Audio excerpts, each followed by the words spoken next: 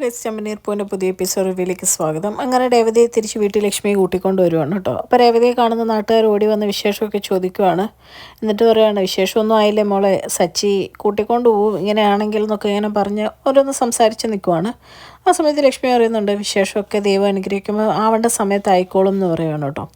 ആ സമയത്താണ് ഗജാനന്ദൻ്റെ ഗുണ്ടകൾ നമ്മുടെ രേവതി വീട്ടിൽ വന്നത് കാണുന്നത്. അപ്പോൾ രേവതി കൈ ബാഗ് ഉണ്ടപ്പോൾ അവളിവിടെ നിൽക്കാൻ വേണ്ടി വന്നായിരിക്കും.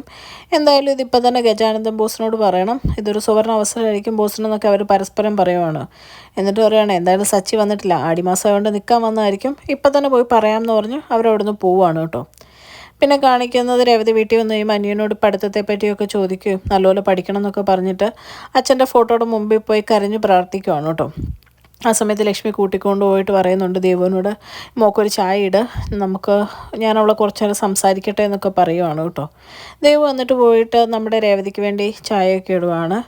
ഇവർ പരസ്പരം സച്ചിയും രേവതിയും ഒന്നായ കാര്യമൊക്കെ പറയുമ്പോൾ ലക്ഷ്മിക്ക് ഒരുപാട് സന്തോഷമാവുകയാണ്. എന്നിട്ട് പറയും, ആടിമാസം ഇപ്പം തന്നെ വന്നു, അല്ലെങ്കിൽ അമ്മയ്ക്കൊരു നല്ല വാർത്ത ഉടനെ കേൾക്കായിരുന്നു, എങ്കിലും അമ്മയ്ക്ക് ഒരുപാട് സന്തോഷമായി എന്നൊക്കെ ലക്ഷ്മി പറയുവാണ് കേട്ടോ. അത് കഴിയുമ്പോഴത്തേക്കും ദേവു അവിടുത്തെ ഓരോ വിശേഷങ്ങളൊക്കെ ഇങ്ങനെ പറയുവാണ്, ചോദിക്കുകയൊക്കെ ചെയ്യുവാണ് കേട്ടോ. ദേവു പറയുന്നുണ്ട്, ആ ശ്രുതിക്ക് അവളുടെ വിചാരം അവൾ ആരാന്നാ, ചേച്ചി ഇറങ്ങാൻ നേരത്ത് അവളുടെ മുഖവും ഭാവവും ഒക്കെ കണ്ടില്ലായിരുന്നോ എന്നൊക്കെ ഇങ്ങനെ പറയുവാണ്.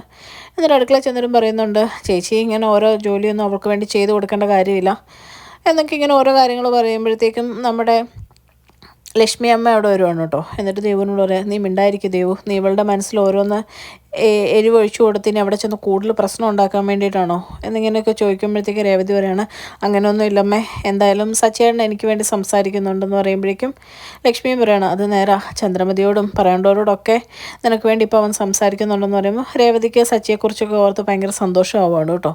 പിന്നെ കാണിക്കുന്നത് ചന്ദ്രമതിനെയാണ്. ചന്ദ്രമതി നമ്മുടെ ശ്രുതിയെ ആകെ കണ്ണ് തട്ടാതെ ഒഴിഞ്ഞിടുവാണ് കേട്ടോ.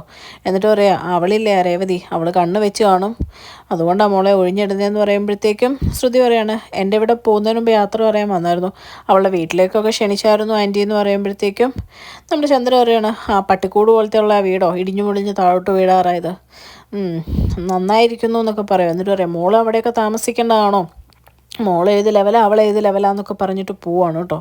പിന്നെ കാണിക്കുന്നത് ശ്രീകാന്തിനെയാണ്. ശ്രീകാന്ത് വെളിയിലോട്ട് ഇറങ്ങുമ്പോൾ വർഷ ശ്രീകാന്തിനെ തേടി റെസ്റ്റോറൻറ്റിൽ എത്തുന്ന കാണുവാണ് കേട്ടോ.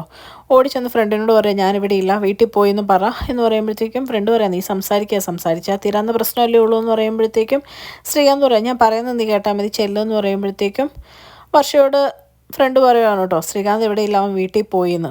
ആ സമയത്ത് വർഷം അവിടെ നിന്ന് തന്നെ ശ്രീകാന്തിൻ്റെ ഫോണിലോട്ട് വിളിക്കുവാണ്. ശ്രീകാന്താണെങ്കിൽ ഫോൺ ഫ്രണ്ടിൽ വെച്ചിട്ടും പോവുമായിരുന്നു കേട്ടോ.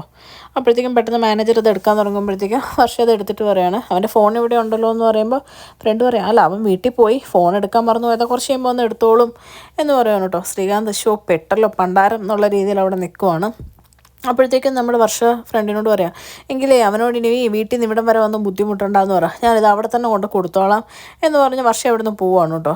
ഓടി ശ്രീകാന്ത് പുറകെ ചെല്ലുന്നുണ്ടെങ്കിലും വർഷ സ്കൂട്ടർ എടുത്ത് നേരെ പോവുകയാണ്. പിന്നെ കാണിക്കുന്നത് നമ്മുടെ വീട്ടിൽ വൈകിട്ട് സച്ചി വരുന്നതാണ് കേട്ടോ. സച്ചി വരുമ്പോൾ രവീന്ദ്രൻ അവിടെ കിടന്ന് ഉറങ്ങുവാണ്.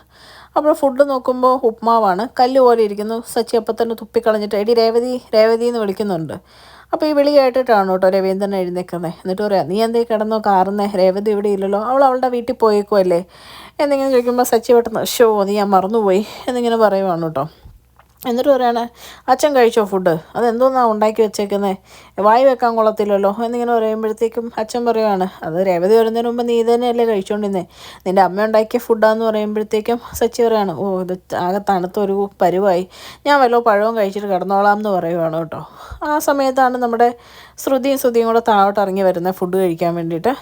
അപ്പോഴത്തേക്കും പെട്ടെന്ന് ശ്രുതിയെ കാണുമ്പോഴത്തേക്കും സച്ചി ചോദിക്കുകയാണ്, ഇവൾ ആടിപ്പോയില്ലേ എന്ന് ചോദിക്കുമ്പോഴേക്കും നമ്മുടെ അച്ഛൻ ചോദിക്കും, ആടിപ്പോയില്ലെന്നോ, ശ്രുതി എങ്ങോട്ട് അവിടെ ആടിപ്പോകുന്നതെന്ന് ചോദിക്കുമ്പോഴത്തേക്കും സച്ചി പറയുകയാണ്, ആടിപ്പോയില്ലെന്നല്ല, ആടിമാസമല്ലേ, അപ്പോൾ ഇവൾക്ക് വീട്ടിൽ പോകണ്ടേ, ആടിമാസം പെണ്ണ് വീട്ടിൽ നിൽക്കണം എന്ന് പറഞ്ഞിട്ട് ഇവൾക്ക് എന്താ അതൊന്നും ബാധകമല്ലേ എന്ന് ചോദിക്കുവാണ് കേട്ടോ. ഇത് കേട്ടുകൊണ്ട് ചന്ദ്രയും ശ്രുതി അങ്ങ് വരുവാണ്. അപ്പോഴത്തേക്കും ചന്ദ്ര ചോദിക്കുകയാണ്, അവളെവിടെ പോകാനാന്ന് ചോദിക്കുമ്പോഴത്തേക്കും ചാടി എഴുന്നേറ്റ് സച്ചി പറയുകയാണ്, അല്ല രേവതിയെ പറഞ്ഞ് വീട്ടിലോട്ട് വിട്ടപ്പോൾ നിങ്ങൾ എന്താ പറഞ്ഞേ, പെണ്ണിൻ്റെ വീട്ടിൽ പോകണമെന്ന്, അപ്പോൾ ഇവളെന്താ പെണ്ണല്ലേ, കല്യാണം കഴിച്ചു വന്നതല്ലേ, ഇവൾക്ക് ഇവളുടെ വീട്ടിൽ പോകണം എന്നുള്ളതൊന്നും ബാധകമല്ലേ എന്ന് ചോദിക്കുവാണ് കേട്ടോ. അപ്പോഴേക്കും ചന്ദ്ര ഇങ്ങനെ ആകെ ഉത്തരം മുട്ടി നിൽക്കുവാണ്. ഇതെല്ലാം കേട്ട് വരുന്ന ശ്രുതി ഇങ്ങനെ ആകെ ഒരു പരിങ്ങി നിൽക്കുന്നത് കാണിച്ചുകൊണ്ടാണ് കേട്ടോ ഇന്നത്തെ എപ്പിസോഡ് അവസാനിക്കുന്നത്. ചാനൽ ഇഷ്ടപ്പെട്ട് കഴിഞ്ഞാൽ ലൈക്ക് ചെയ്യാനും സബ്സ്ക്രൈബ് ചെയ്യാനും കമൻറ്റ് ചെയ്യാനും മറക്കരുത്. Thank you.